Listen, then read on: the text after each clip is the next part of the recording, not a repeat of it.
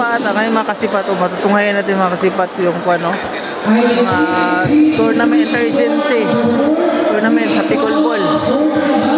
Grabe mo sila, ang daming tao. 42 agency ang sumali ngayon mga kasipat, 42 agencies ang maglalaban-laban para sa kampyonato. Happening right now mga kasipat. Interagency Civil Service Commission Sports Fest Pickleball Tournament. Grabe, ang malakas na mga kalaban dito mga kasipat. Grabe, hindi basta-basta makalaban dito.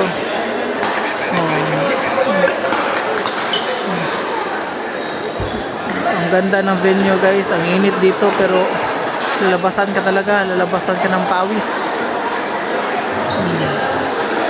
Apat na court of pickleball.